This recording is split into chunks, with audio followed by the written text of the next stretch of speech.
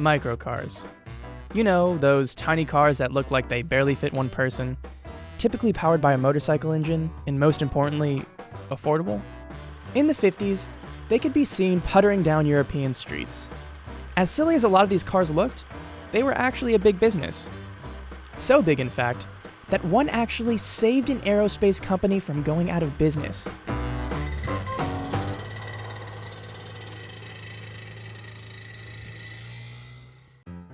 This is the Messerschmitt KR200. KR stands for Kabinenroller, which translates to cabin scooter. It's a pretty accurate description of the car, since it has a motorcycle engine and handlebars for a steering wheel. The Messerschmitt was also touted as a three-seater, so their claim was that one person, of course, sat in the front to drive, and then you could have two people in the back, one on each side. They put their legs up like this. They'd have to be smaller people, and of course, you got to remember that these cars were made to go, 10, 20, 30 miles. They weren't made to drive across California or anything like that.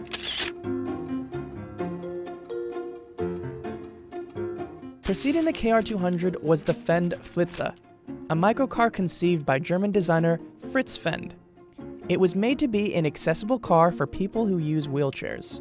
It was very similar to this car, and he made the door open like this, so if you were in a wheelchair, you could wheel up to the car like this, and then you would transfer over, bring your legs over like that, get in, and then you came down like that and you could drive the car.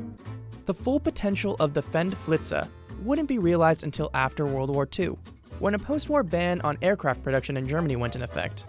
Airplane manufacturer Messerschmitt AG had to look for other ways to stay in business. Fortunately for them, Fritz Fend, the guy behind the Fend Flitzer, lacked the resources to mass produce his vehicle.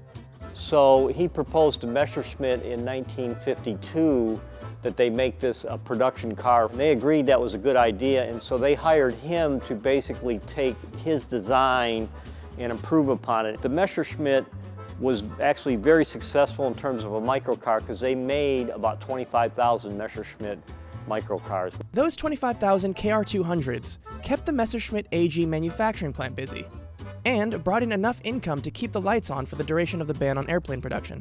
In 1956, Messerschmitt was allowed to go back to making airplanes, and they really lost any interest they had in building the cars. So Fritz Fend, they sold the car to Fritz Fend, and he continued to build cars until 1964. Today, the KR200 finds its way into the collections of nostalgic car enthusiasts and people who find the microcar era fascinating, like Mark Hatton.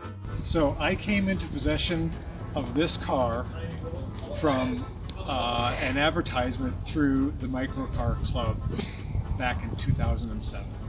One of the things that fascinates me about this car is its shape, the bubble dome top, and how you enter and exit the car. It's exhilarating. It's very fun, it's very nimble, it's very quick.